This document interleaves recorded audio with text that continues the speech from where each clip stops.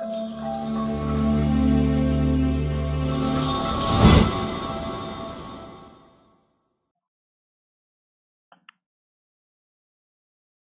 and good morning, everyone. Welcome to Exact IAS. Here I am Twinkle Kotwani with you all discussing today's newspaper. So, कैसे हैं आप सब लोग? उम्मीद है आप अच्छा कर रहे होंगे, सबकी सेहत बहुत अच्छी होगी। बिना देरी के आगे चलते हैं। हमारी पहली न्यूज क्या कहती है? फ्लड सिचुएशन रिमेन्स ग्रिम इन तेलंगाना आंध्र प्रदेश। पिछली क्लास में भी हमने डिस्कस किया था कि इस साल हमें ला नीना का इम्पैक्ट देखने को मिल सकता है। ला नीना में क्या होता है, जो इंडियन मानसून रहता है वो और भी ज्यादा स्ट्रेंथन हो जाता है। ऑस्ट्रेलिया के पास बहुत ही ज्यादा हॉट वाटर, बहुत एक्सट्रीम हॉट वाटर इकट्ठा हो जाता है, जिस वजह से ऑस्ट्रेलिया का जो प्रेशर जोन है वहां पे लो प्रेशर जोन क्रिएट होता है और मेडागास्कर को हाई प्रेशर जोन और भी ज्यादा इंटेंसिफाई हो जाता है। मेडागास्कर में हाई प्रेशर जोन क्रिएट होने से ही हमारा मानसून और भी ज्यादा स्ट्रेंथन हो जाता है और इंडिया में फ्लड लाइक सिचुएशन देखने को मिलती है। सिमिलरली उस न्यूज को हम यहाँ से कनेक्ट करते हैं कि ला नीना के इम्पैक्ट की वजह से ही हमारे जो सदर्न स्टेट्स हैं तेलंगाना और आंध्र प्रदेश, इन स्टेट्स में हमें फ्लड लाइक सिचुएशंस देखने को मिली हैं। इनसे कुछ हमें नुकसान भी हुआ है। हमारा काम क्या है, हम हर एक न्यूज को यूपीएससी से कनेक्ट करते हुए समझेंगे। तो first news done. Then second, 2 killed, 6 injured as fresh violence erupts in Manipur. ज्यादा दूर नहीं, अगर 4-5 महीने पहले के न्यूज़पेपर्स आप स्क्रॉल करेंगे तो आपको continue Manipur state in unrest या फिर क्लैशेस इन मणिपुर, इस तरह की न्यूज़ेस मिलेंगी। मणिपुर का इशू कोई नया नहीं है। 4 महीने की शांति थी मणिपुर में, अभी फिर से वहां पे अनरेस्ट लाइक सिचुएशंस या फिर प्रोटेस्ट वगैरह सामने देखने को मिल सकते हैं। अभी मणिपुर में एक छोटा सा इंसिडेंस हुआ है जिसमें करीब 2 लोगों की मौत हो गई और 6 लोग इंजर्ड किए गए। हमारे लिए यूपीएससी हैक के अकॉर्डिंग ये इंपॉर्टेंट नहीं है कि कितने लोग घायल हुए या कितने लोगों को प्रॉब्लम हुई। हमारे लिए हर एक न्यूज को यूपीएससी से, पीवाईक्यू से, उसके इशू से कनेक्ट करना है। सो इस इशू को हम पूरा मणिपुर इशू से कनेक्ट करेंगे कि मणिपुर में क्या इश्यूज हुए या क्यों वहां पे अभी इतना ज्यादा स्टेट अनरेस्ट में रहा है। इस चीज को समझने के लिए थोड़ा हिस्ट्री में चलते हैं। जो मणिपुर स्टेट्स है, माना जाता है 33 एडीज में मणिपुर को मीती ट्राइब ने स्टैब्लिश किया था। मतलब कि हम कह सकते हैं कि वहां की जो ओरिजिनल ट्राइब है वो मीती ट्राइब है। ठीक है, बेसिकली मणिपुर में मीती ट्राइब रही, उसने अपने कल्चरल प्रैक्टिसेस एडॉप्ट की, अपना सब कुछ अच्छे वे में डेवलप कर रहे थे। कुछ टाइम बाद मणिपुर के ही हिल रीजन्स में आकर रहने लगे नागा ट्राइब्स। तब तक कोई इशू नहीं था जब तक नागा हिली एरिया में रहते थे और नीचे मणिपुर वाले रीजन में आके मणिपुर के साथ इंटरफेरेंस नहीं करते थे या दोनों के बीच में प्रॉब्लम्स नहीं होती थी। तब तक तो कोई इशू नहीं था।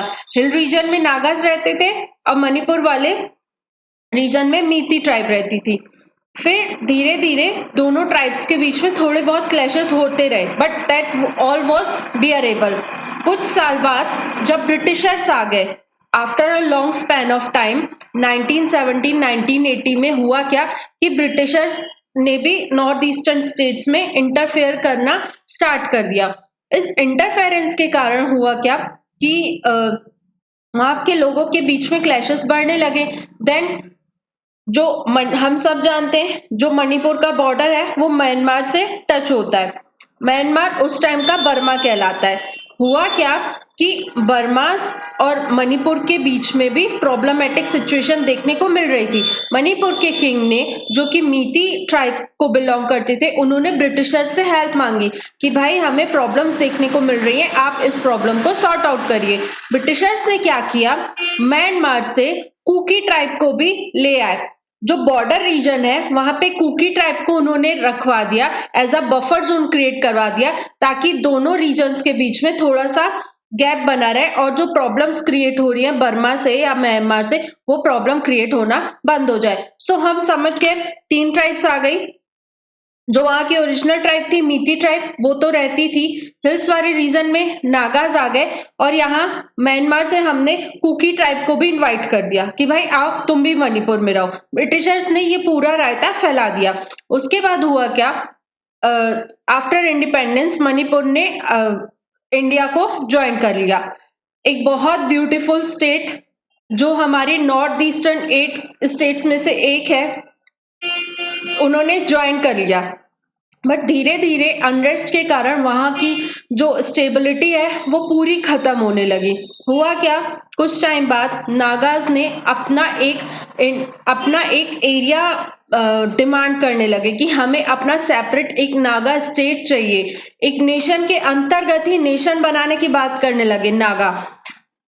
फिर सेकेंड थिंग, मीतीस, उनको कुकी से भी खतरा होने लगा।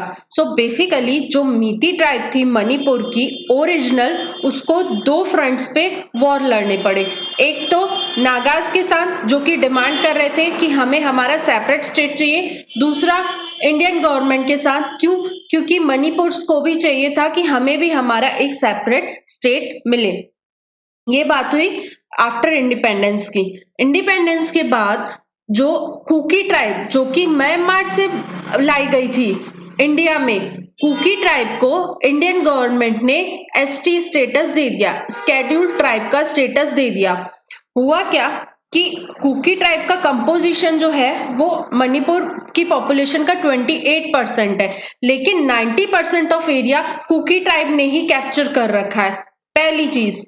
दूसरा, जो मीती ट्राइब है, जो वहां की ओरिजिनल ट्राइब है, जो कॉन्स्टिट्यूट करती है अप्रोक्स 90% ऑफ पॉपुलेशन, उसके पास सिर्फ 10% ऑफ एरिया है। सो धीरे धीरे मीती ट्राइब के अंतर्गत एक इनसिक्योरिटी सी आने लगी कि चूंकि कुकीज को स्केड्यूल्ड ट्राइब का स्टेटस मिल गया है तो वो कहीं ना कहीं अपनी आइडेंटिटी सेफ और सिक्योर रख सकते हैं, लेकिन मीतीस को तो स्केड्यूल्ड ट्राइब का दर्जा नहीं मिला है। सो वो इनसिक्योर होके कंटिन्यूअसली गवर्नमेंट से डिमांड कर रहे हैं कि हमें भी स्केड्यूल्ड ट्राइब का दर्जा दिया जाए, ताकि हम भी अपनी कल्चरलिटी को, ट्रेडिशंस को प्रोटेक्ट कर सके, प्रिजर्व कर सके। जो हमारी आइडेंटिटी पे एक क्वेश्चन मार्क उठ रहा है उसे हम संभाल सकें। सो इस वजह से कुकी ट्राइब नहीं चाहती है कि मीतीस को एक एसटी का दर्जा मिले। इस वजह से कंटिन्यूअसली मणिपुर स्टेट जो है वो अनरेस्ट में रहता है कुकी और मीती ट्राइब को लेकर के। वहां पे तीन जो कम्युनिटीज है वो रहती हैं, कुकी, मीती, नागा। तीनों अलग अलग डिमांड्स कर रही हैं, तीनों गवर्नमेंट के अगेंस्ट में कुछ ना कुछ काम करती रहती है, कुछ ना कुछ डिमांड करती रहती है। सो बेसिकली मैं इस टॉपिक को थोड़ा सा शॉर्ट में एक क्रक्स प्रोवाइड कर रही हूँ। होता क्या है कि मणिपुर में दो ट्राइब्स के बीच में अभी प्रेजेंट सिनेरियो में क्लैशेस चल रहे हैं, that is Meitei tribe and Kuki tribe. Kuki tribe को एससी स्टेटस मिल चुका है, जिस वजह से वो अपनी आइडेंटिटी को, अपने रिजर्वेशन को रखती है, लेकिन मीतीस की आइडेंटिटी क्वेश्चन मार्क में है। इसलिए मीतीस डिमांड कर रही है कि हमें भी एसटी के अंतर्गत रखा जाए, स्केड्यूल्ड ट्राइब के अंतर्गत रखा जाए, जिससे हमारा भी कल्चर वगैरह प्रिजर्व हो सके, प्रोटेक्ट हो सके, और हमें भी जॉब्स में रिजर्वेशन मिले, जो भी अपॉर्चुनिटीज मिलती है गवर्नमेंट के साइड से उसमें रिजर्वेशन मिले। सो इन सब के चलते मणिपुर स्टेट न्यूज में रहता है वायलेंस वगैरह के चलते। So this was about this article. हमने पूरा इसको हिस्ट्री से लिंक करके करंट सिनेरियो तक समझने की कोशिश की। Let's get move to the next article. Wangchuk led Delhi Chalo Padyatra begins from ले। हम सब जानते हैं कि कुछ टाइम पहले लेह लद्दाख वाला रीजन बहुत ही ज्यादा न्यूज में था। वहां के जो लीडर है वांगचुक, उन्होंने क्लाइमेट को लेकर के एक प्रोटेस्ट किया था। रिसेंटली उनकी डिमांड है कि जो लद्दाख वाला रीजन है उसे आइदर 6th शेड्यूल के अंतर्गत, या फिर उसका स्टेटहुड, या फिर उसके लिए public service commission for Ladakh establish किया जाए। तो इस डिमांड को फुलफिल करवाने के लिए उन्होंने दिल्ली चलो पदयात्रा एक इनिशिएटिव स्टार्ट किया है, मतलब एक बेसिकली बोल सकते हैं स्टेप उठाया है। Over 100 volunteers led by innovator and climate activist Sonam Wangchuk started Delhi Chalo Padyatra, a foot march from Leh to Delhi on Sunday to urge the center to resume the stalled dialogue with the leadership of Ladakh on their 4-point agenda, statehood, extension of 6th schedule, early recruitment process and the Public Service Commission for Ladakh. और लोकसभा में ले और कारगिल के लिए अलग अलग seats reserve होनी चाहिए। ये सारी डिमांड्स हैं वहां के पॉलिटिकल लीडर सोनम वांगचुक की, और इसी के लिए उन्होंने दिल्ली चलो पदयात्रा स्टार्ट की है। एक चीज हम कनेक्ट करते हैं, रिसेंटली हमने न्यूज में पढ़ा था कि लद्दाख में 4 नए डिस्ट्रिक्ट्स बनाए गए। हम उनसे कनेक्ट कर सकते हैं कि अगर होम मिनिस्ट्री लद्दाख में डिस्ट्रिक्ट्स बना रही है तो आगे आने वाले समय में हो सकता है उसे 6th शेड्यूल के अंतर्गत रखा जाए। 6th शेड्यूल में क्या होता है, ऑटोनॉमस डिस्ट्रिक्ट काउंसिल्स रहती हैं, वो उन्हें थोड़ी सी ऑटोनॉमी दी जाती है अपने एडमिनिस्ट्रेशन को कवर अप करने के लिए। सो बेसिकली किसी भी अगर डिस्ट्रिक्ट को हमें ऑटोनॉमस डिस्ट्रिक्ट बनाना है, 6th शेड्यूल के अंतर्गत लाना है, तो उसका फर्स्ट स्टेप क्या होगा कि हम वहां पे डिस्ट्रिक्ट्स बनाए। सो बेसिकली ये आगे आने वाले समय में हम देख सकते हैं कि हो सकता है नियर फ्यूचर कुछ एरियाज लद्दाख के 6th शेड्यूल वाले रीजन में आए। Next, Nitish not doing enough to push centre for nation wide caste census. Basically ये आर्टिकल इसलिए मैं डिस्कस कर रही हूँ क्योंकि जैसे कि हम सब जानते हैं बिहार में कास्ट सेंसस करवाए गए, डेटा हमारे सामने आया कि कास्ट की जो स्केड्यूल कास्ट है, ट्राइब है या ओबीसी है, उनकी पॉपुलेशन बहुत ज्यादा है। सो कंटिन्यूअसली बिहार में डिमांड चल रही है कि 65% रिजर्वेशन प्रोवाइड किया जाए, पहली चीज। दूसरा, इस रिजर्वेशन को 9th शेड्यूल के अंतर्गत रखा गया। क्या होता है 9th शेड्यूल के अंतर्गत अगर हम किस चीजों को, किसी प्रोविजन को रख देते हैं तो वो जुडिशियरी के एम्बिट से थोड़ा सा बाहर चला जाता है। सो कंटिन्यूअसली डिमांड चल रही है कि जो SC ST OBC है उससे 65% रिजर्वेशन दिया जाए और इस चीज को 9th शेड्यूल के अंतर्गत रखा जाए। सो बेसिकली जो सुप्रीम कोर्ट का जजमेंट आया था इंदिरा साहनी केस में, जिसमें कैपिंग की गई थी रिजर्वेशन को 50% तक, उस चीज को ब्रीच करने की बात की जा रही है। हम समझ सकते हैं कि कास्ट सेंसस कितना ज्यादा सेंसिटिव मुद्दा है। अगर हम नेशनल लेवल पे कास्ट सेंसस करते हैं तो उसे हमें नियर फ्यूचर क्या रेप्लिकेशंस देखने को मिल सकते हैं। हो सकता है उस सेंसस के बेसिस पे जो रिजर्वेशन का कोटा है उसकी डिमांड और भी ज्यादा बढ़ जाए कि 50% जो रिजर्वेशन कोटा फिक्स किया गया है, कैपिंग फिक्स की गई है, उसे हटाया जाए और भी रिजर्वेशन प्रोवाइड किया जाए। फिर इन सबसे ज्यादा क्वेश्चन के एम्बिट में क्या आएगी, वो है मेरिटोक्रेसी। कहीं ना कहीं बोला गया है कि हमारा जो कॉन्स्टिट्यूशन मेकर्स हैं उनका माइंडसेट ये था कि एक तरफ से तो हमें लेवल प्लेइंग फील्ड प्रोवाइड करनी है। जो डाउन ट्रेडेड लोग हैं, जो SC ST OBC कम्युनिटी को बिलोंग करते हैं, जो कि हिस्टोरिकली कहीं ना कहीं चीजों को फेस करके आए हैं, उन्हें मेन स्ट्रीम सोसाइटी से अलग करके रखा गया था, उनको मेन स्ट्रीम में लाने के लिए हम उन्हें रिजर्वेशन दे रहे हैं, उन्हें एक लेवल प्लेइंग फील्ड प्रोवाइड कर रहे हैं। बट साथ के साथ जरूरत है कि हम मेरिटोक्रेसी के साथ भी खिलवाड़ ना करें। जो इंडिया में एक मेरिट के बेसिस पे लोग सामने आते हैं, फॉर फ्रंट्स पे आते हैं, सर्विसेज ज्वाइन करते हैं, उसके साथ भी हमें कंप्रोमाइज नहीं करना है। सो एक ये ड्रॉबैक है कि कास्ट सेंसस का हमें क्या इम्प्लीकेशन देखने को मिल सकता है।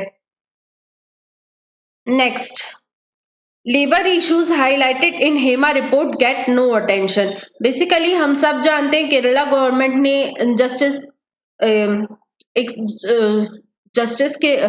जज के अंतर्गत कि हम हेमा कमेटी बनाई थी जिसका काम मलयालम फिल्म इंडस्ट्री में हो रही प्रॉब्लम्स को के अगेंस्ट रिकमेंडेशंस देना था। सो इस रिपोर्ट ने बताया, उस रिपोर्ट के अंतर्गत जो विमेन्स को लेकर के सेक्सुअल असॉल्ट या हैरेसमेंट वाली जो चीजें थी या कास्टिंग काउच वाले जो प्रैक्टिसेस थे, उन सबको तो फोर फ्रंट में रखा गया। लेकिन इस रिपोर्ट में एक जो मेजर इशू फेस किया जाता है फिल्म इंडस्ट्री में, जो कि है लेबर्स को लेकर के, other than actors and actresses, और भी जो वर्किंग स्टाफ है जो as a labour film industry में काम करता है, वो क्या प्रॉब्लम को फेस करता है, उस चीज को अभी भी किसी ने नोटिस नहीं किया या इतना ज्यादा अटेंशन नहीं दिया है। बताया जा रहा है इस पूरे आर्टिकल में, एक लाइटिंग वाले मैकेनिकल इंजीनियर को लेकर के बताया गया है कि जो पर्सन सुबह 6 बजे से रात के 9 बजे तक और कई बार 2 बजे तक भी काम करता है, उसके लिए कोई भी प्रोविजन नहीं दिया गया है कि उसके क्या वर्किंग आवर्स होंगे, उसके लिए क्या वेजेस होंगे, या किस तरह की प्रॉब्लम्स वो फेस करता है, या किस तरह से हेल्थ इश्यूज या जो ईटिंग हैबिट है उस साइकिल में डिस्टर्ब होने के कारण उसकी पूरी हेल्थ को इम्पेक्ट होता है। इन सारे इश्यूज के कारण होते हुए भी जो प्रॉफिट है वो कहीं ना कहीं जो अपर बॉडी है मलयालम फिल्म इंडस्ट्री की उसी तक सीमित रह जाता है, और जो लेबर्स हैं उन तक बहुत ही समट्री अमाउंट, बहुत ही कम अमाउंट ऑफ मनी उनको मिलता है। इन सारी चीजों को हाईलाइट करने की जरूरत थी, पर हेमा रिपोर्ट में लेबर्स जो फेस कर रहे हैं उन सबको उतना ज्यादा अटेंशन नहीं दिया गया है।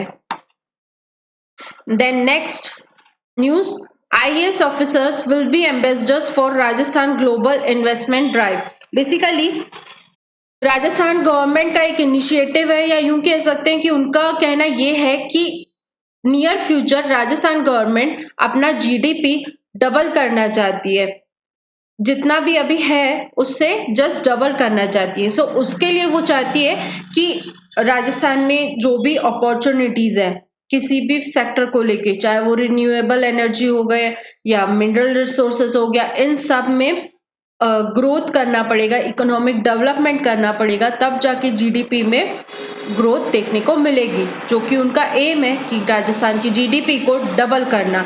साथ के साथ इस चीज के लिए वो लोग investment drive, global investment drive चला रहे हैं, मतलब कि पूरे ग्लोब से उनके स्टेट में इन्वेस्टमेंट्स आए, लोग फॉरेन इन्वेस्टमेंट करें, वहां के रिसोर्सेज को एक्सप्लॉइट करने में, वहां पे जो रिन्यूएबल एनर्जी का एक पोटेंशियल है उसको कंप्लीट अप करने के लिए, इन सब के लिए राजस्थान के जो IAS ऑफिसर्स हैं उनको लीड रोल दिया जा रहा है कि आप भाई एक ग्लोबल ड्राइव चलाओ जिसके तहत राजस्थान में इन्वेस्टमेंट बढ़ता हुआ नजर आए।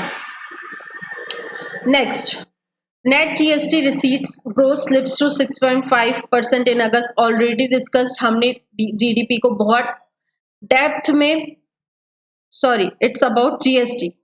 इस रिकॉर्ड के अकॉर्डिंग हर मंथ जैसे GST को हम कैलकुलेट करते हैं उस तरह देखा गया कि जो अगस्त मंथ की GST रिसीट्स हैं वो 6.5% पर ही रह गई हैं। Then next, relations between India and Pakistan unlikely to become better find survey।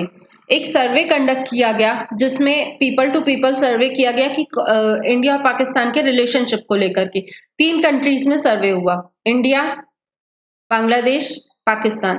Pakistan के अप्रॉक्स 40% पीपल्स का मानना यह है कि भाई इंडिया और पाकिस्तान कभी भी फ्रेंड्स नहीं हो सकते हैं।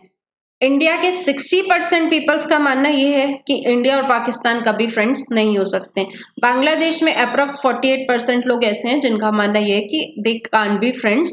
बट अगर कंक्लूड किया जाए तो बांग्लादेश और पाकिस्तान वालों को ये लगता है कि अगर चाइना रोल प्ले कर रहा है तो इंडिया और पाकिस्तान के बीच के रिलेशंस सुधर सकते हैं। Not that much important from the UPSC point of view, बस आप इसके जो फैक्ट्स हैं उसको कोट आउट कर सकते हैं मेंस आंसर राइटिंग में। Culture of adjournment of cases in court has to change says president.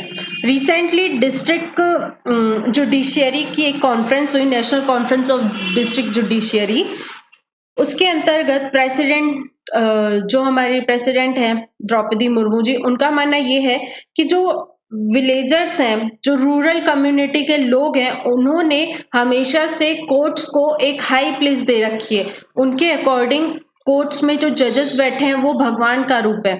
सो इसी प्रोसेस में जो इंडिया में पेंडेंसी के केसेस देखने को मिलते हैं या जस्टिस डिले होता जाता है, उस चीज को कम करने की जरूरत है कि जो हाई पोजीशन, जो डिग्निटी लोगों ने कोर्ट्स को प्रोवाइड की है, कोर्ट उसे मेंटेन रखे, अपनी एफिशिएंसी बढ़ाए, जल्द से जल्द लोगों को जस्टिस देने की कोशिश करे प्रॉपर, ना कि अपने केसेस को एडजर्नमेंट मतलब डीले करता जाए।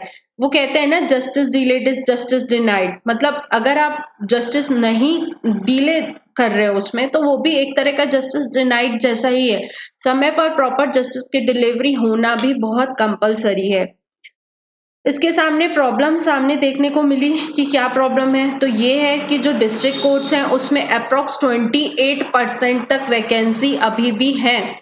सो द्रौपदी मुर्मू जी का कहना ये है कि जल्द से जल्द उन वैकेंसीज को फिल आउट किया जाए, और उसका सॉल्यूशन यही है कि जैसे कि टाइमली हम लोग public, for example public service commissions जो आती हैं उस वो हर साल एक अपनी वैकेंसी निकालती हैं और उस अकॉर्डिंग वो वैकेंसीज फिल आउट होती हैं लोगों के through.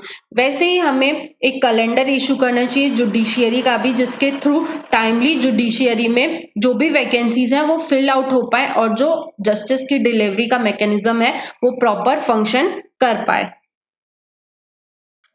Next article, Russia downs over 150 drones captures two Ukraine region. हमारे लिए यहाँ से सबसे ज्यादा इंपॉर्टेंट हो जाता है प्लेसेस इन न्यूज, क्योंकि रशिया और यूक्रेन के बीच में इतना ज्यादा वर्ल्ड वॉर लाइक सिचुएशन हो रही है, या फिर एक दूसरे के एरियाज को वो लोग इस तरह से कैप्चर करने की कोशिश करें कि जो प्लेसेस वो कैप्चर करें या जो उस रीजन में रिवर्स आ रही हैं उन सबके नाम हमारे लिए इंपॉर्टेंट हो जाते हैं। यूपीएससी का पीवाईक्यू ट्रेंड अगर देखें तो ये रहा है कि यूपीएससी कॉन्फ्लिक्टेड एरिया से जो रीजन्स न्यूज में बने हुए हैं या जो कॉन्फ्लिक्टेड है, इन सब टाइप से क्वेश्चन पूछता है।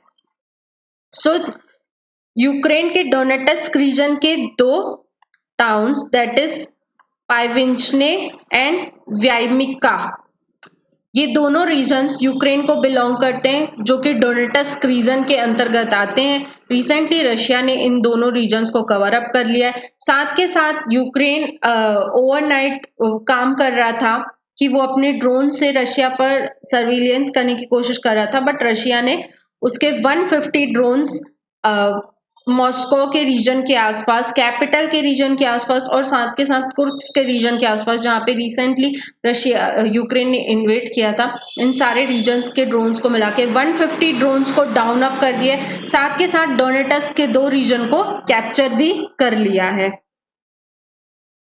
Then next, India must engage with all sides in Bangladesh, says top policy analyst. हम सब जानते हैं रिसेंटली बांग्लादेश में जो कुछ भी हुआ, वहां के स्टूडेंट प्रोटेस्ट के कारण जो वहां की पीएम है शेख हसीना जी, उन्हें रिजाइन करना पड़ा और फिर भारत आना पड़ा रिजाइन दे करके। सो इन सब के चलते जो पॉलिसी एनालिस्ट है उनका मानना ये है कि इंडिया का जो अगर पुराना ट्रेंड देखा जाए तो सिर्फ वो शेख हसीना की आवामी लीग से ही अच्छे रिलेशंस बना रही थी और कंटिन्यू उसी को फेवर प्रोवाइड कर रही थी। बट अब जरूरत है चेंज करने की, सारी चीजों को फिर से रीसेट करने की। इंडिया को जल्द से जल्द अपना स्टैंड लेना पड़ेगा। जो इंडिया ने शेख हसीना जी को एक असाइलम प्रोवाइड कर रखा है उस पे भी स्टैंड लेना पड़ेगा। क्योंकि बांग्लादेश की जो जनता है वो ऑलरेडी इस चीज से दुखी है, या यूं कह सकते हैं कि एग्रेशन में इंडिया को लेकर के कि क्यों इंडिया ने शेख हसीना जी को असाइलम प्रोवाइड किया, या इतने दिन हो गए अब तक इंडिया हमें वापस क्यों नहीं प्रोवाइड कर रही है शेख हसीना जी का, मतलब शेख हसीना जी को अपनी कंट्री से क्यों नहीं बाहर निकाल रही है। इस तरह के स्टेटमेंट्स आ रहे हैं। इसी बीच एक जो पॉलिसी एनालिस्ट है उनका मानना यह है कि इंडिया को हर एक पार्टी, मतलब कि जो भी अपोजिशन पार्टीज है या जो भी इंटरिम गवर्नमेंट वहां पर बनी है यूनुस जी की, उससे भी इंटरेक्शन करना चाहिए और अपना जो पुराना सिस्टम था कि हमें सिर्फ आवामी लीग चाहिए, उस चीज को रीसेट कर देना चाहिए। So next, are lie detector test legally valid. Recently हमने देखा जो कोलकाता में डॉक्टर का रेप एंड मर्डर केस हुआ, उसके तहत लाई डिटेक्टर टेस्ट का यूज किया जा रहा है। उसको लेकर के ये पूरा आर्टिकल यूज बताया गया है। लाई डिटेक्टर्स में क्या होता है, एक केमिकल होता है जो कि पर्सन के अंदर इंजेक्ट कर दिया जाता है वाया इंजेक्शंस। उसके तहत मानना ये है कि अगर उस तरह के केमिकल्स पर्सन की बॉडी में जाते हैं तो पर्सन की झूठ बोलने की जो कैपेसिटी है वो कम हो जाती है, मतलब वो झूठ बोलना बंद कर देता है, पहली चीज। दूसरा, अगर उसकी बॉडी में थोड़े से भी चेंजेस आते हैं, इसमें ये भी डिटेक्ट किया जाता है कि अगर कोई पर्सन देखी हुई चीज की इमेज उसके दिमाग में जाती है तो उसके दिमाग में अलग एक मैग्नेटिक या माइंड की जो वेव्स हैं वो अलग जनरेट होती हैं। सो इन सब चीजों को कंपाइल अप करके टेस्ट किया जाता है, जिसे बोलते हैं लाई डिटेक्टर टेस्ट। सिमिलरली इस रिसेंटली देखा जाए तो पहले तो बिफोर 2010 लाई डिटेक्टर टेस्ट को एक साइंटिफिक टेस्ट माना जाता था और जो जुडिशियरी थी वो भी इन टेस्ट को वैलिड करती थी कि हाँ आप लाई डिटेक्टर्स यूज कर सकते हो। उसके थ्रू जो भी विक्टिम है, जो भी जिसके ऊपर भी केस चल रहा है, जिसको एक एक्यूज्ड है जो, उसके ऊपर ये टेस्ट यूज करके आप इन्वेस्टिगेशन को कंप्लीट कर सकते हो। अगर कोई भी केस हुआ है विमेन रिलेटेड, चाइल्ड रिलेटेड या कोई भी बड़े लेवल का केस हुआ है, उसमें लाई डिटेक्टर्स टेस्ट को एक साइंटिफिक टेस्ट की तरह माना गया था कि जो भी अब इन्वेस्टिगेशन कंडक्ट हो रही है वो साइंटिफिक लेवल पर कंडक्ट हो रही है। ये कहानी थी 2010 के पहले तक की। 2010 के बाद एक केस आया जिसके तहत सुप्रीम कोर्ट का मानना ये है कि लाई डिटेक्टर टेस्ट कंडक्ट करने के पहले पहली चीज, जो भी पर्सन है, जो एक्यूज पर्सन है, उसका एक उससे परमिशन लेना जरूरी है। मतलब उसकी मर्जी से लाई डिटेक्शन होना चाहिए। क्यों? क्योंकि कॉन्स्टिट्यूशन का आर्टिकल 20 सब क्लॉज 3 पर्सन का एक फंडामेंटल राइट है कि पर्सन सेल्फ इंक्रिमिनेशन नहीं करता है। मतलब इंडिया में जिसने क्राइम किया है अगर वही स्टेटमेंट दे, उससे स्टेटमेंट लेना एकदम जरूरी नहीं है कि वो ही अपना स्टेटमेंट बताए कि हाँ भाई मैंने ये क्राइम किया। ऐसा नहीं है। आर्टिकल 20 सब क्लॉज 3 इसके लिए हमें प्रोटेक्शन प्रोवाइड करता है। सो अगर हम पर्सन से जबरदस्ती लाई डिटेक्टर्स करवाते हैं और उस दौरान उससे चीजें बुलवाते हैं तो ये एक सेल्फ इंक्रिमिनेशन हो जाएगा। वो पर्सन खुद बोल रहा है कि मैंने ये क्राइम कंडक्ट किया है। सो ये फंडामेंटल राइट्स को ब्रीच कर रहा है। सो सुप्रीम कोर्ट ने ये बताया कि अगर इस तरह से हम लाई डिटेक्टर्स का यूज कर रहे हैं इन्वेस्टिगेशन में तो सिर्फ उस सेल्फ इंक्रिमिनेशन को एज अ एविडेंस हम नहीं यूज करेंगे। उस डिटेक्शन के दौरान अगर उस पर्सन ने कुछ ऐसा एविडेंस बताया कि भाई मैंने ये वाला वेपन यूज किया था या अभी ये वेपन मैंने वहां छुपा के रखा है और ड्यूरिंग इन्वेस्टिगेशन वो वेपन बाहर निकल आता है, तब उस वेपन को एज अ एविडेंस यूज किया जाएगा। लाई डिटेक्शन टेस्ट को एज अ एविडेंस नहीं यूज किया जाएगा। 2010 के बाद ये स्टडी सामने आई। साथ के साथ अगर कंटिन्यूसली डेवलपमेंट में देखें तो अदर कंट्रीज ने भी इस चीज को माना है कि लाई डिटेक्शन टेस्ट को फेल किया जा सकता है। हम अपने ब्रेन को इस तरह से ट्रेन कर सकते हैं कि वो during such kind of test भी, मतलब हमारी जो वेव्स हैं वो उस तरह से ही निकलें जैसा कि नॉर्मल डेज में निकलती हैं। मतलब कि लाई डिटेक्शन टेस्ट लीगली वैलिडेट नहीं मानी जाती हैं मेजर ऑफ द कंट्रीज में। इंडिया में अभी भी इस टेस्ट पर रिलाई करते हैं। रिसेंटली हम देख सकते हैं जो कोलकाता वाला रेप एंड मर्डर केस हुआ, उसमें जो भी कनेक्टिंग द डॉट्स करने के बाद हमें जितने भी लोगों के ऊपर शक हुआ उन सबका हम अभी करेंटली लाई डिटेक्शन टेस्ट कर रहे हैं। तो उसी को लेकर के ये आर्टिकल आया था कि लाई डिटेक्टर टेस्ट जो है वो लीगली कितने हद तक वैलिड है, या जो इंटरनेशनल लेवल पे स्टडीज आई हैं, रिसर्चेस आए हैं कि दे कैन बी मतलब उन्हें कहीं ना कहीं पीछे छोड़ा जा सकता है। हम अपने ह्यूमन ब्रेन को ऐसे ट्रेन कर सकते हैं कि वो लाई डिटेक्शन टेस्ट को भी फेल आउट कर सके। So next article, reforming the processes of judicial appointment. इस पूरे आर्टिकल में जुडिशियल अपॉइंटमेंट को लेकर के डिस्कशन किया गया है। बेसिकली देखा क्या गया कि इंडिया में अप्रॉक्स जो 60 लाख केसेस हैं वो पेंडिंग है, और जो उसके पीछे रीजन है, उसके पीछे रीजन बताया गया है वैकेंसीज को, कि इंडिया में हाई कोर्ट्स में, सुप्रीम कोर्ट्स में इतनी ज्यादा लेवल की वैकेंसीज हैं। हमने अभी देखा कि डिस्ट्रिक्ट लेवल पर अप्रॉक्स 28% वैकेंसीज देखने को मिली है। सिमिलरली आगे बात करें तो हाई कोर्ट्स में अप्रॉक्स 30% ऑफ वैकेंसीज देखने को मिल रही है। सो इतनी ज्यादा वैकेंसीज हैं तभी तो इतने ज्यादा नंबर ऑफ केसेस पेंडिंग रह जा रहे हैं।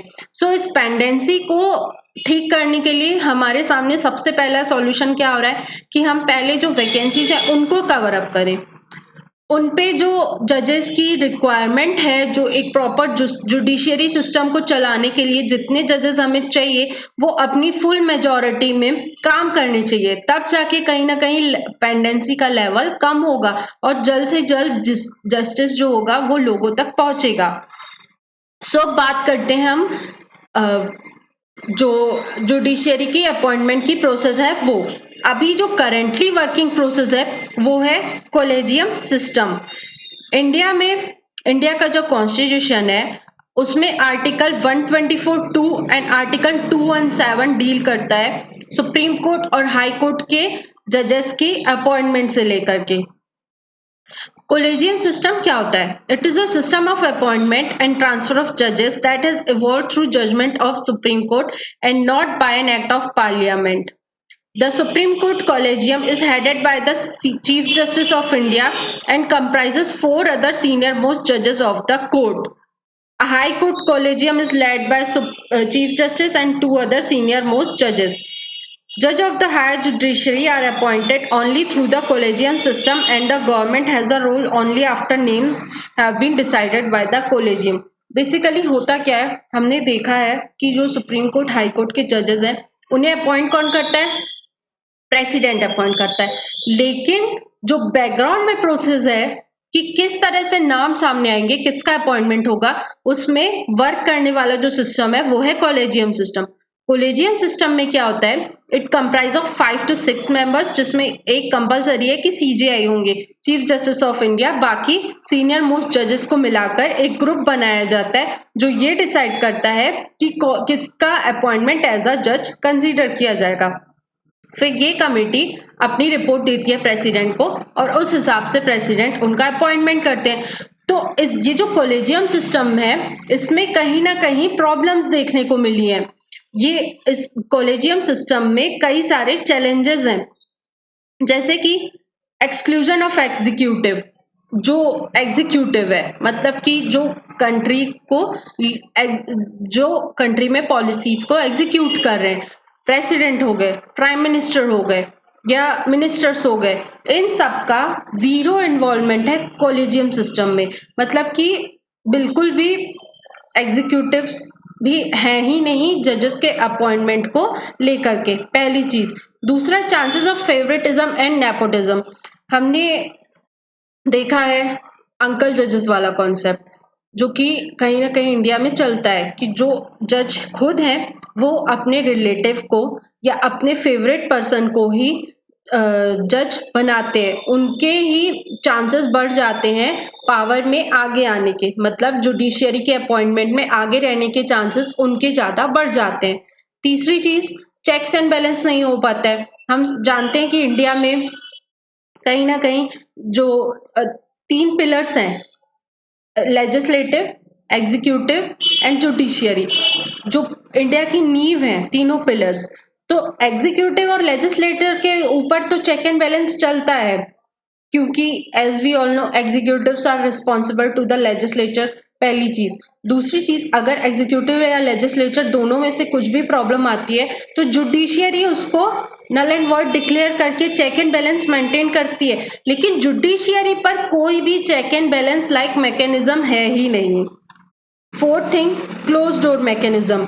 क्लोज डोर मैकेनिज्म मतलब कि ट्रांसपेरेंसी लेवल नहीं है, किस तरह से कॉलेजियम किसको अपॉइंट कर रहा है, क्या उसने अपने स्टैंडर्ड सेट रखे हैं या किस बेसिस पे अपॉइंटमेंट हो रहा है, ट्रांसपेरेंसी लेवल इज 0। इसको बोला जा रहा है क्लोज डोर मैकेनिज्म। मतलब कॉलेजियम सिस्टम के अंतर्गत ही अंदर क्या डिसीजंस लिए जा रहे हैं वो बाहर किसी को पता ही नहीं चलता है। Fifth one is unequal representation. Senior most जजेस को किसको कॉलेजियम में इंक्लूड किया जाएगा, किसको नहीं किया जाएगा, ये एक अनइक्वल रिप्रेजेंटेशन का चैलेंज है। ये सारे चैलेंजेस जो हैं वो कॉलेजियम सिस्टम में देखे गए हैं। सो बीच में 2014 में 99 कॉन्स्टिट्यूशनल अमेंडमेंट के थ्रू हमने एक प्रोसीजर लाई that was known as NJAC. NJAC के अंतर्गत हमने एक मैकेनिज्म लाई जिसमें हमने एक कमेटी बनाई। उस कमेटी में एग्जीक्यूटिव्स को भी रखा था हेड के तौर पर, साथ के साथ सुप्रीम कोर्ट के जो स्पेशलिस्ट हैं, जो सीजीआई है, ये सब भी थे।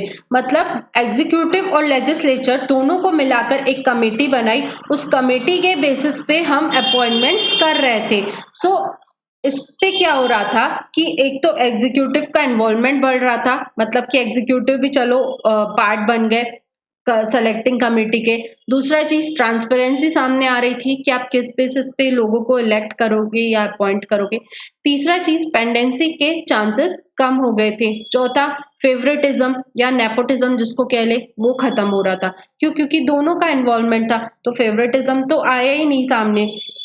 सो एनजेएसी जो था वो इन सब का सॉल्यूशन था, बट जुडिशियरी ने एनजेएसी को साइडलाइन कर दिया, उसे नल एंड वर्ड डिक्लेयर कर दिया, हटा दिया। उनका मानना ये था कि जुडिशियरी शुड बी इंडिपेंडेंट। अगर गवर्नमेंट का इंटरफेरेंस जुडिशियरी में बढ़ जाएगा तो जुडिशियरी इंडिपेंडेंटली काम नहीं कर पाएगी, और कहीं ना कहीं जो उसका एम है जस्टिस को इंश्योर करना, वो कहीं ना कहीं इंटरफेयर होगा। सो एनजेएसी को हटा दिया गया। तो इस पूरे आर्टिकल में कुछ एग्जांपल्स दिए गए हैं यूएस, यूके में और भी कंट्रीज में जो जजेस का अपॉइंटमेंट है, उन सब में कहीं ना कहीं कमेटी का फॉर्मेशन होता है, जिसमें कि गवर्नमेंट के पीपल्स या यूं कह लें कि एग्जीक्यूटिव भी पार्ट रहती है और जुडिशियरी भी पार्ट रहती है, दोनों मिलकर डिसाइड करते हैं कि जजेस कैसे अपॉइंट होंगे। सो इंडिया में भी रिफॉर्म की जरूरत है। जो जुडिशियल अपॉइंटमेंट्स हैं उसमें कहीं ना कहीं एनजेएसी जैसे मैकेनिज्म को वापस लाने की जरूरत है,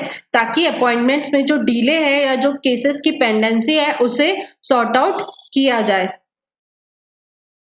This was about this article. Then next, a crisis is in Ghana that no one talks about. Ghana मतलब West Asia, North Africa. Basically ये पूरा जो एडिटोरियल है वो सूडान के बारे में डिस्कस कर रहा है कि कुछ टाइम पहले 2019 और 2021 में सूडान में इतना ज़्यादा पॉलिटिकल टर्मोइल देखने को मिला कि इवन जो लोगों की डेथ जो गाजा स्ट्रिप और इजराइल वाले इशू में हो रही है, उससे कई गुना ज्यादा वहां पे लोगों की डेथ हुई, लोगों ने एट्रोसिटीज फेस की, बट स्टिल सूडान का जो इंटरनेशनल मीडिया में जो एक स्टेज मिलना चाहिए इस न्यूज को, वो नहीं मिल पाया। सूडान एक ऐसी कंट्री है जहां पे नाइल जो अफ्रीका की बड़ी एक रिवर है, नाइल रिवर, उसके बैंक्स में सिचुएटेड है, पहली चीज। दूसरा, उसका जियोपॉलिटिकल इतना ज्यादा इंपॉर्टेंट है कि सूडान का कोस्ट रेड सी से टच होता है। तीसरा, वहां पे जो मिनरल्स का लेवल है या जो मतलब एक कह सकते प्रॉस्पेरिटी है, वो भी बहुत अधिक है। स्टिल इन सब के होते हुए भी सूडान में पॉलिटिकल टर्मोइल लाइक सिचुएशंस आई, और वहां पे अभी ऐसी सिचुएशन हो गई है कि वहां पे कॉलेरा का आउटब्रेक और जो इकोनॉमिक कंडीशन है वो भी कहीं ना कहीं प्रॉब्लमेटिक फेस कर रही है। जरूरत है कि हम सूडान के मुद्दे को भी फोर फ्रंट पे रखें। अगर इंडिया के स्टैंड की बात करें तो जब वहां पे ऐसी सिचुएशंस थी तो इंडिया ने अपने जो लोग हैं वहां से वो तो निकाल लिए, बट स्टिल जरूरत है कि इंडिया अभी भी सूडान के साथ, चूंकि इंडिया बहुत एक अप्रोक्स 400 बिलियन समथिंग एक्सचेंजेस या इंडिया ने वहां पे बहुत सारा इन्वेस्टमेंट भी कर रखा है, सो जरूरत है कि सूडान में स्टेबिलिटी मेंटेन रहे। Next, India's neighbourhood watch past and present. यहाँ पे इंडिया के नेबरहुड की बात की गई है।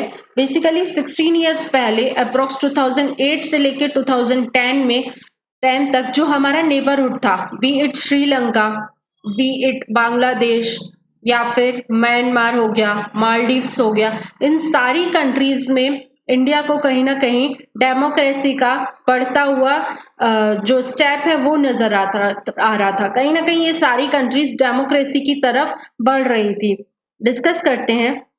नियरली 16 years ago 2008 to 10 में epoch making events unfolded in neighborhood, ushering in democracy and promising much. So, in December 2008 in Bangladesh, after military rule, General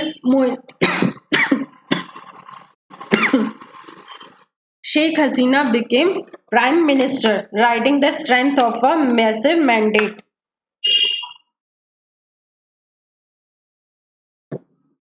Basically, शुरुआत करते हैं बांग्लादेश से। बांग्लादेश में पहले क्या था, मिलिट्री रूल चल रहा था। 2008 में वहां पे इलेक्शंस कंडक्ट करवाए गए, उसके बाद वहां पे डेमोक्रेटिकली इलेक्टेड गवर्नमेंट आई शेख हसीना जी की, दैट इज अवामी लीग।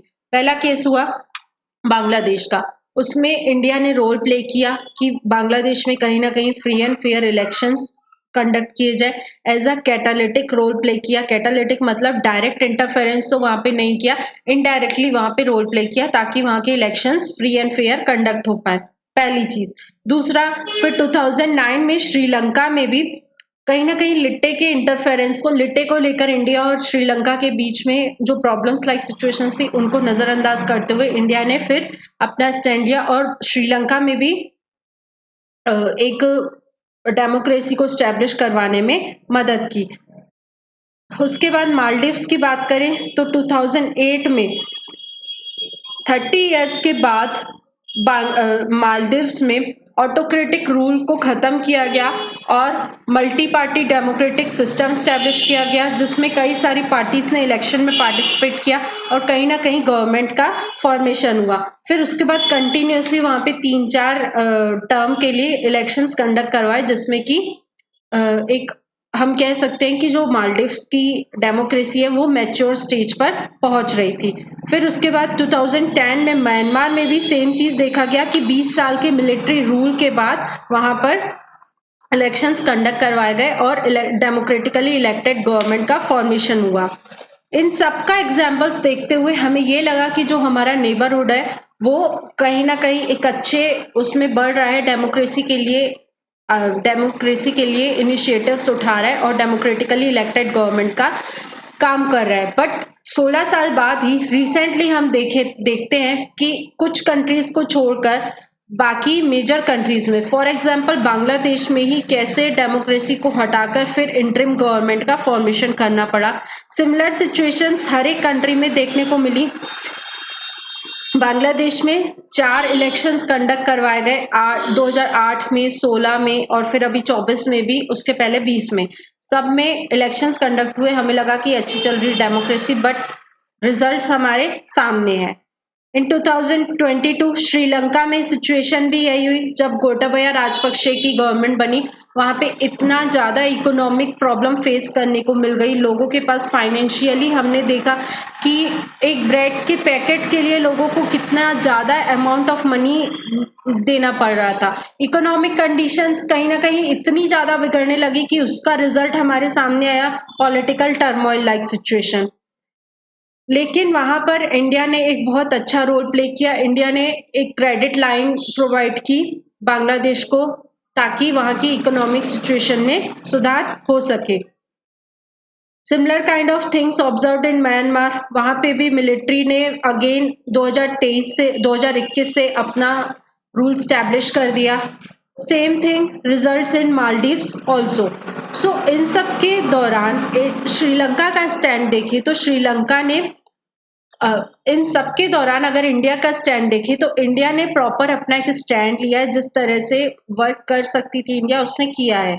अगर बांग्लादेश की बात की जाए तो बांग्लादेश में क्या चांसेस हैं कि इंडिया इम्प्रूवमेंट कर सकती है, तो हाँ, अगर इंडिया हर एक जो वहाँ पे गवर्नमेंट, जो अपोजिशन पार्टीज है या जो भी पार्टीज बिलोंग करती है, उन सबसे एक इक्वल रिलेशन मेंटेन रखे तो इंडिया सस्टेनेबल रिलेशंस कंट्रीज के साथ मेंटेन कर सकती है। जिस तरह से इंडिया ने श्रीलंका के साथ एक स्टेप उठाया और अभी भी हमारे रिलेशंस जो हैं वो कंट्रीज के साथ अच्छे हैं। सिमिलर काइंड्स ऑफ चीजें इंडिया को प्रैक्टिस करनी चाहिए, अपना एक स्टैंड रखना चाहिए, ना कि जो उस टाइम पे डेमोक्रेसी को प्रमोट कर रहे थे उनके साथ हमने अच्छे रिलेशंस बना लिए और उसके बाद अब हम उस चीज में ध्यान नहीं दे रहे। ऐसा नहीं होना चाहिए।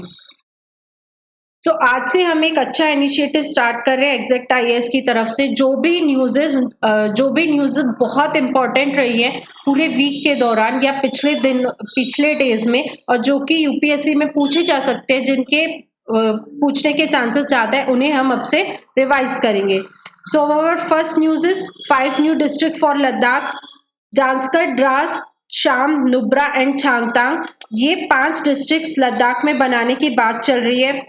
उसके लिए होम मिनिस्ट्री ने एक कमेटी भी बनाई है जो बताएगी कि किस एरिया में क्या बाउंड्रीज होनी चाहिए, क्या हेडक्वार्टर्स होने चाहिए। उन्हें टाइम पीरियड दिया गया कि 3 महीने के अंतर्गत आपको रिपोर्ट देनी है। और नई डिस्ट्रिक्ट्स बनाने का एम क्या है कि वहां पे बेटर अपॉर्चुनिटीज लाई जाए, गवर्नेंस बेहतर हो, एंड अल्टीमेटली जैसे मैंने क्लास के स्टार्टिंग में इस टॉपिक को कनेक्ट किया था कि जो वहां पे डिमांड चल रही है 6th शेड्यूल के अंतर्गत आने की, कहीं ना कहीं नियर फ्यूचर हमें देखने को मिल सकता है कि हम वो डिमांड पर काम कर रहे हैं। सो ये है मैप लद्दाख का, जहाँ पे जो 5 नई डिस्ट्रिक्ट्स है उनका मैपिंग दिया गया है। लद्दाख में करेंटली सिर्फ 2 डिस्ट्रिक्ट्स हैं, that is Kargil and Leh. Second important news northern bald ibis को लेकर के है। ये है नॉर्दर्न बार्ड आइबिस। इसकी फोटो से ही नजर आ रहा है क्यों हम इसे बार्ड बोल रहे हैं, क्योंकि ये सामने से टकला है, पीछे ही बस थोड़े से बाल है। बेसिकली हमारे लिए ये इंपॉर्टेंट नहीं है, हमारे लिए ये इंपॉर्टेंट है कि northern bald ibis nearly extinct हो चुका था, मतलब कि जो इसकी IUCN स्टेटस है वो क्रिटिकली इंडेंजर्ड में आने लगा था। बट कुछ इनिशिएटिव्स लिए गए उनकी ब्रीड्स को बचाने के लिए, उनको रीवाइल्डिंग एफर्ट्स लगाए गए। इनके चलते जो नॉर्दर्न बार्ड आइबिस है उनके नंबर में बढ़ती हुई चीजें हमें नजर आ रही हैं। साथ के साथ उनका स्टेटस चेंज हुआ है, बेसिकली वो इंडेंजर्ड स्पीशीज के अंतर्गत आने लगे हैं। अगर IUCN स्टेटस देखा जाए, पहले वो क्रिटिकली इंडेंजर्ड थे, अब वो इंडेंजर्ड के अंतर्गत आने लगे हैं। So point to be noted, UPSC का मोस्ट फेवरेट टॉपिक रहा है स्पीसीज का IUCN स्टेटस पूछना, सो इसे याद रखें। Next, YOLO generation, you only live once, ये कॉन्सेप्ट है। आजकल की जनरेशन में सब में ये कॉन्सेप्ट चलता है, YOLO, you only live once. इन सब के चलते वो कई सारी प्रैक्टिसेस करते हैं, जैसे कि वो रिस्क बहुत ज्यादा लेने लगते हैं, एक्सपीरियंस पर ज्यादा ध्यान रखते हैं, अपनी जो सेविंग्स है उसको कम करते हैं, एक्सपेंडिचर ज्यादा करते हैं। So similar kind of thing is observed in south Korea. South Korea nation में जो वहाँ की जनरेशन है वो कहीं ना कहीं इस कॉन्सेप्ट को बहुत ज्यादा मतलब इम्पोर्टेंस दे रही है। और वहाँ की जो सोसाइटल नॉर्म्स देखें या सोसाइटी का अभी का चलन देखें, वो ये है कि वो लोग एक स्टेबिलिटी की तरफ नहीं बढ़ रहे हैं, मैरिजेस की तरफ नहीं बढ़ रहे हैं, या फिर अपनी जो एक पॉपुलेशन को ग्रो करने का एक मैकेनिज्म है उसे भी फॉलो नहीं करे। उनका मानना है सिर्फ ये है कि हमें एक ही जीवन मिला है, हमें अभी अच्छे से जीना है, जिसकी वजह से वो पूरा का पूरा एक जो मटेरियलाइज चीजों पर अपना ज्यादा फोकस रखे हैं। एक रिपोर्ट भी आई थी जिसके अकॉर्डिंग ये देखा गया था कि जो इंडिया नहीं, जो ग्लोबल लेवल पे बड़ी बड़ी ब्रांड्स हैं उनका कंजप्शन कहीं ना कहीं साउथ कोरिया में सबसे ज्यादा देखने को मिला है। क्यों? क्योंकि वहां का यूथ सेविंग पर ध्यान ही नहीं दे रहा है, उन्हें सिर्फ जितना अर्न हो रहा है सब उन्हें कमाना है और अपनी लाइफ को एंजॉय करना है। इसके चलते साउथ कोरिया की गवर्नमेंट ने कुछ स्टेप्स भी लिए, जैसे कि जो मैरिजेस कर रहे हैं या जो एक स्टेबल लाइफ जीने की तरफ आगे बढ़ रहे हैं, सेविंग्स कर रहे हैं, उन्हें इनिशिएटिव्स दिए जाएंगे। बट कुछ भी काम नहीं कर रहा है, सिर्फ जो जनरेशन है वहां की वो योलो के ही कॉन्सेप्ट पर काम कर रही है। देन नेक्स्ट न्यूज, 8th धर्मा धम्म कॉन्फ्रेंस। अगर जब हम देखते हैं धर्मा का कॉन्सेप्ट, धर्मा से हमें क्या आता है? हिंदुइज्म। और धम्म से क्या आता है? बुद्धिज्म। सो धर्मा और धम्म की एक 8th कॉन्फ्रेंस हुई जो कि अहमदाबाद में कंडक्ट की गई। बेसिकली इस कॉन्फ्रेंस को करने का ये एम था कि जो ग्लोब में इश्यूज चल रहे हैं उसमें किस तरह से दोनों जो कम्युनिटी है, दोनों के आइडियल्स को, प्रिंसिपल्स को किस तरह से प्रेजेंट सिनेरियो में इम्प्लीमेंट किया जाए और प्रॉब्लम्स को सॉल्व किया जाए। इसका थीम था cosmology in Dharma and Dhamma. Objective क्या है? Focus on building a philosophical framework for the emerging new world order. जो अभी ग्रो कर रहा है सिचुएशन, जिस तरह से वर्ल्ड ऑर्डर बन रहा है उसमें हम दोनों जो फिलोसफीज है उनको किस तरह से इमर्ज करके इम्प्लाई करें।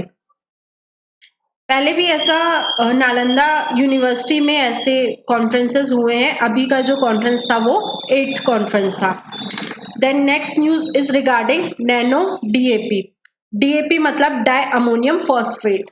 DAP क्या होता है? हम सब जानते हैं कि जो एग्रीकल्चर फील्ड है उसमें कई तरह के फर्टिलाइजर्स का यूज किया जाता है। उनमें से एक है DAP, डाई अमोनियम फॉस्फेट, और भी अलग अलग तरह के जो है वो फर्टिलाइजर्स यूज होते हैं। रिसेंटली कुछ साल पहले इफ्को ने एक नैनो DAP बनाया, मतलब कि जो DAP है उसे लिक्विफाइड फॉर्म में कन्वर्ट किया और उसे फार्मर्स को प्रोवाइड किया। लेकिन रिसेंट स्टडीज के तहत सामने आया कि अगर हम फर्टिलाइजर्स में नैनो DAP का यूज करें तो जो वीट की ईल्ड है या जो लेंथ ऑफ द क्रॉप है वो कम होती हुई नजर आई है। साथ के साथ हमारे पास जो प्रोडक्शन है वो भी कम देखने को मिला है। A 2-year field experiment on the efficacy of nano diammonium phosphate by scientists from Punjab has found a substantial decrease in wheat yield compared to conventional nitrogen fertilizers application. इस स्टडी के दौरान देखा गया कि जो वीट की yield है वो कम देखने को मिली, साथ के साथ प्रोडक्शन में भी कमी देखने को मिली है। ये एक चिंताजनक बात है। बात करते हैं नैनो DAP की। नैनो DAP को इफ्को ने बनाया था। उनका मानना ये था कि जहां हम normal DAP diammonium phosphate fertilisers के 50 kg यूज करते थे, वहां हमें नैनो DAP का 500 ml बस हमें यूज करना है। मतलब कि विन विन लाइक सिचुएशंस नजर आ रही थी। एक तरफ जहां DAP हमें 1350 रुपए का 50 ग्राम मिल रहा था, वहां 300-400 रुपए में ही हमें 500 लीटर की बोतल मिल जा रही थी। साथ में नैनो टेक्नोलॉजी का यूज करके हमने इसे बनाया था, तो ये प्रोमिसेस किए जा रहे थे कि कहीं ना कहीं ये हमें विन विन लाइक सिचुएशन, मतलब कि यील्ड को बढ़ाने में ही मदद करेगा। साथ के साथ इफ्को का इसमें पेटेंट भी था, तो इफ्को अपनी प्रॉफिट भी देख रहा था। इसमें 20 साल का पेटेंट था, तो उसे रॉयल्टी के तौर पर 20% दिया जा रहा था। Expected to reduce annual subsidy bill on non-urea fertilizers, provides benefit to farmers, industry players across production and distribution chain. ये सारे जो हैं ये promises नैनो DAP के लिए किए गए थे, बट करंट सिनेरियो में 2 साल के एक्सपेरिमेंट के बाद हमने देखा कि वीट की यील्ड हमें कम होती हुई नजर आ रही है। हमारे लिए यूपीएससी के हिसाब से नैनो DAP जरूरी है, जिसे हमने समझ लिया कि एक तरह का फर्टिलाइजर्स है जिसे इफ्को ने बिल्ड किया है। नेक्स्ट इज प्रधानमंत्री जनधन योजना। रिसेंटली प्रधानमंत्री जनधन योजना के 10 साल कंप्लीट हुए हैं। इसे हमने स्टार्ट किया था 2014-15 में। इसके तहत हमें बैंकिंग फैसिलिटीज में इंक्लूजन प्रोवाइड करने का टारगेट रखा था कि जो लोग वल्नरेबल सेक्शन से बिलोंग करते हैं, कहीं ना कहीं उन्हें भी बैंकिंग फैसिलिटीज प्रोवाइड की जाए, क्रेडिट फैसिलिटी उन्हें भी मिले। तो इस तरह से हमने प्रधानमंत्री जनधन योजना स्टार्ट की थी, जिसका काम ये था कि फाइनेंशियल सर्विसेज में इंक्लूजन हो, बैंकिंग में saving deposit accounts type situation सबको अवेलेबल हो पाए, सबको ये फैसिलिटीज मिल पाए। इसे हमने लॉन्च किया था 2014 में। जो बेसिक हमें एम थे वो ये था कि अनबैंक्ड पर्सन को भी बैंकिंग प्रोवाइड हो, मतलब कि जिनके बैंक में खाते नहीं खुले उन्हें भी उनके खाते खुलवाए जाए, उन तक बैंकिंग की फैसिलिटी प्रोवाइड की जाए। Securing the unsecured, funding the unfunded, ये पूरे टारगेट्स थे।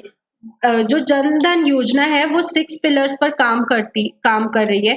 पहला चीज बेसिक सेविंग बैंक अकाउंट हो, जिसमें कि ओवरड्राफ्ट की फैसिलिटी हो 10,000 तक की, मतलब कि अगर जिसका अकाउंट होल्ड कर रहा है उसके अकाउंट में अगर पैसे भी नहीं है तो भी कम से कम 10,000 तक वो पैसे एज अ लोन निकाल पाए, ओवरड्राफ्ट जिसे बोला जाता है। Second pillar is micro insurance. हमने इस स्कीम के तहत एक्सीडेंटल इंश्योरेंस भी प्रोवाइड किया है। Universal access to banking services, creation of credit guarantee fund, financial literacy programme and pension scheme for unorganised sector. ये सारे 6 पिलर्स हैं जिसपे प्रधानमंत्री जनधन योजना वर्क करती है। इनिशियली इसके जो बेनिफिट्स हैं वो यही है, जो हमने 6 पिलर्स समझे वो इसके फीचर्स ही हैं। बेसिकली कुछ PYQs डिस्कस करते हैं। ये आपके लिए होमवर्क है, आपको कमेंट सेक्शन में इन दोनों क्वेश्चंस के आंसर बताने। पहला क्वेश्चन है, which of the following statement is correct? This question is regarding governor, आप इस क्वेश्चन को अटेम्प्ट करिए। और सेकेंड क्वेश्चन जो है वो भी गवर्नर के ही रिगार्डिंग है कि किस कमेटी ने रिकमेंडेशन दी थी, suggested that the governor should be an eminent person from outside the state and should be a detached figure without intense political links. सो इन दोनों क्वेश्चंस को आप अटेम्प्ट करने की कोशिश करिए और अपने आंसर्स कमेंट सेक्शन में बताइए। आज के लिए इतना ही। Hope you all like the session, और इस तरह की और इंटरेस्टिंग सेशन से बने रहने के लिए आप एग्जैक्ट आईएएस ज्वाइन करिए। हमारे इंस्टाग्राम पेज, टेलीग्राम पेज और यूट्यूब चैनल को लाइक करिए, सब्सक्राइब करिए, ताकि आपको जल्द से जल्द यूपीएससी से रिलेटेड सारे वीडियोस टाइमली मिल पाए और आपका एग्जाम क्रैक करना इजी हो पाए। Hope you all like the session. Thank you.